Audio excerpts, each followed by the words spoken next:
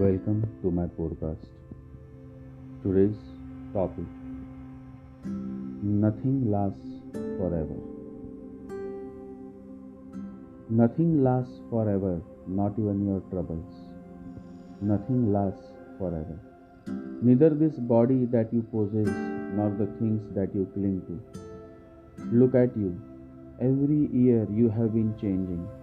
Your body has gone through so many changes, and yet you are not willing to accept the fact that it is only change that is constant. Just when the caterpillar thinks that the world is over, it becomes a butterfly. Nothing lasts forever but the certainty of change. Remember, the only constant in life is change. In the old town of Madurai lived a young man. His name was Siva. Siva was a very simple man. He believed in hard work and he was a very honest man. But one day he lost his job. Then soon after he lost his home. After all, who would rent out his home to a jobless man? So he was kicked out of his home. Jobless and homeless, Siva wandered across the town looking for a job. But there was no luck. Days passed and yet he remained homeless. People made fun of his situation. People called him mad. Some threw stones at him, while some considered him a bad omen. Success has many fathers, but failure is an orphan. The torture, the pain, the insults continued, and finally Siva was left with no choice. Frustrated with his life, he decided to end it all. There was a river. He thought it would be better to end his life by jumping in that river. That way, he thought, his body would not need any last rituals. Once drowned, the body would perish by itself. So on a dark night, Siva started walking towards the river shore. Every single step was bringing him closer to death. The river was quite far away, and so he kept walking. While on his way, Siva saw someone sitting under a huge banyan tree. He wondered who it might be. Curious, he went near the tree. Under that huge banyan tree, he saw a very old man, half naked, sitting in lotus position and engrossed in deep meditation. Suddenly, the old man opened his eyes and smiled. His eyes twinkled. There was a divine aura around him. And he said, "Son, why are you here? What is it that you want from me?" His voice was so soft, so divine. There was so much love in those words, such a gentleness, such a depth of love. For so many days, no one had been so gentle, so caring towards Siva. His gentle voice moved Siva's heart. He was touched by his words, and his eyes became wet. He started crying. He could not control his feelings. He kneeled down and said, "People in my town consider me as a bad omen. I should not have come here. I am sorry for disturbing you. Forgive me." The old man smiled and said, "No one can disturb me. I am not meditating. I am meditation. Now tell me, what is it that you made you so helpless?"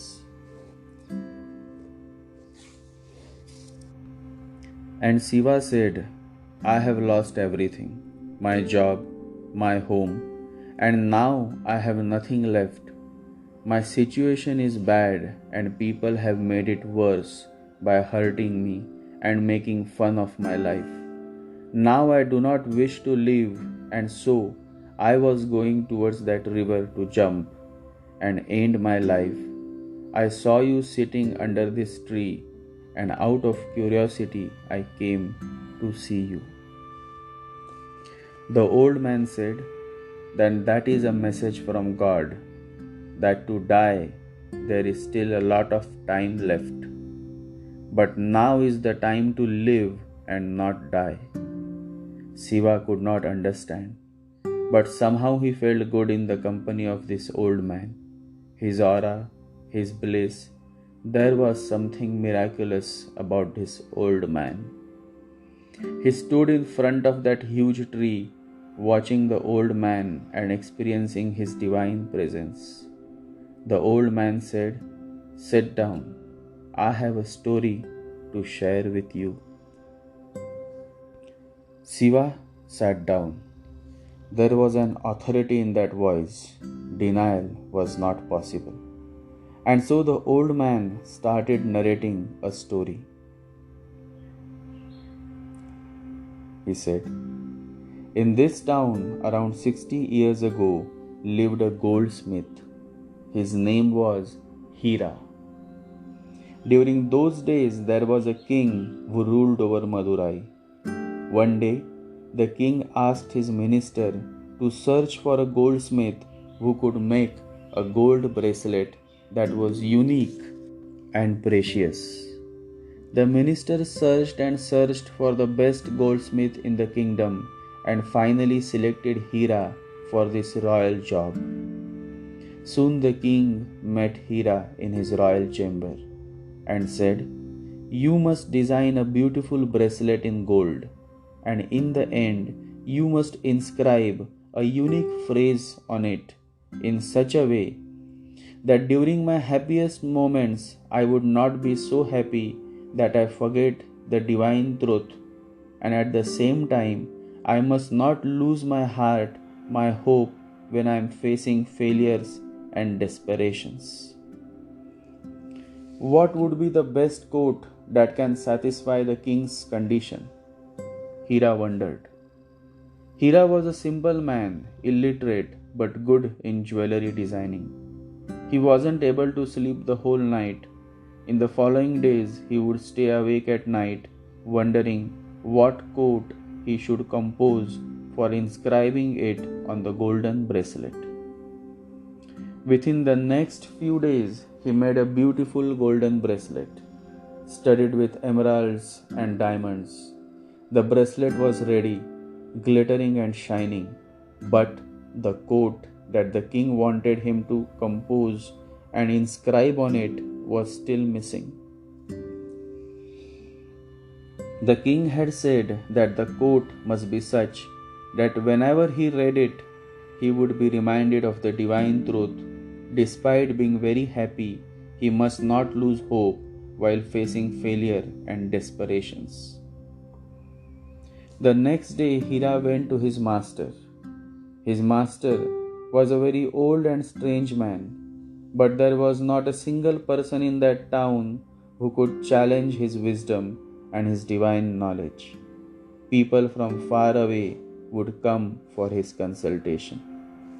Hira kneeled before his master and said, "Master, save my life, for the king wants me to inscribe a coat that would help him to remain conscious about the divine truth when he is very happy, and to motivate him to not to lose hope when he is facing failures.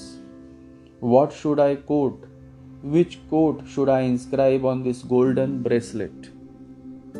And the master said, "Inscribe these words on the bracelet: This too shall pass." The old man stopped his narration, smiled, and said, "So did you get it?" And Siva quickly touched the old man's feet. The message was understood. Every time the king would look at this coat, whether he was lost in his happy world or upset in his unhappy world, the message was clear: "This too shall pass." It was a coat that would help the king remain conscious at all times, so that he is not lost in his happiness and neither he is depressed in the most difficult times of his life because the quote was very, very motivating and insightful. The quote was, "This too shall pass." Shiva was moved by this simple but significant story. For a while he remained at the feet of the old man. Then he got up to say thank you, but those two words were not enough to express his gratitude towards the old man who had shared such an insightful story with him. How beautiful was the story and how insightful was the message. He simply laughed. He simply felt so happy. He hugged the feet of the old man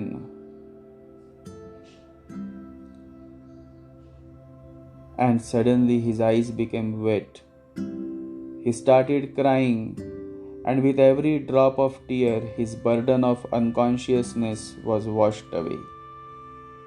The sun was rising, birds were chirping, and life was not the same.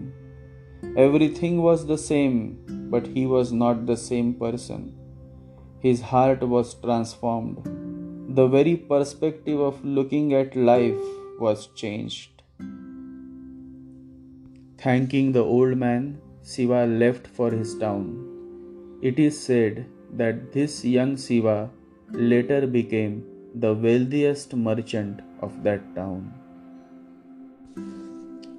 How beautiful is this, and how insightful are these words. This too shall pass. If you want to stay away from depression, work on your consciousness. A conscious person will never become depressed. Consciousness is beautiful. The moment it comes, there is no looking back. A conscious person will fight till the last breath of his life, but would never quit or jump in the river. He will never accept defeat. For him, defeat is not an embarrassment, but just one step closer to victory. Defeat brings lesson. It gives a chance to rebuild, a chance to start again with the knowledge of what does not work. Every phase that you are going through in your life is not forever. It is bound to change because change is constant. Nothing is forever except change. One must not become arrogant in his or her high phase, and one must not lose hope in his or her low phase because nothing lasts forever. Neither the good times nor the bad times. When the mind is not conscious, its tendency is to forget this fact, and hence we end up committing so many mistakes along the journey called life. Making mistakes is not a crime as long as we learn from our mistakes. Do not feel depressed when your time is bad. It is during the low phase of our life that we learn the true meaning of life.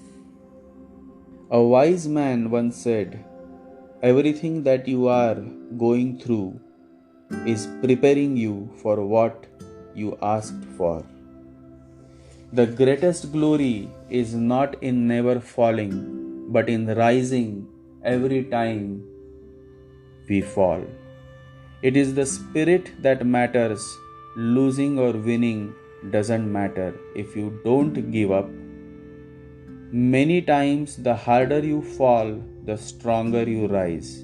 The more you remain optimistic, the greater is the power to fight back.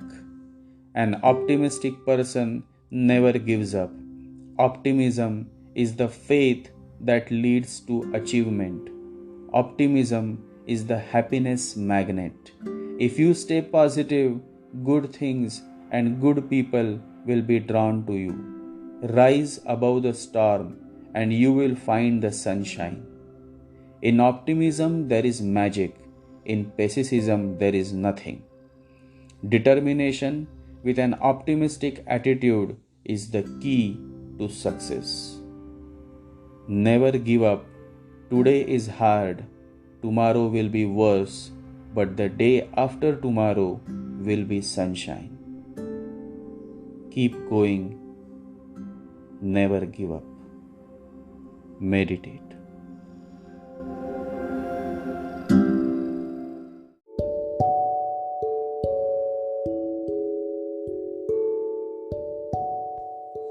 Welcome to my podcast.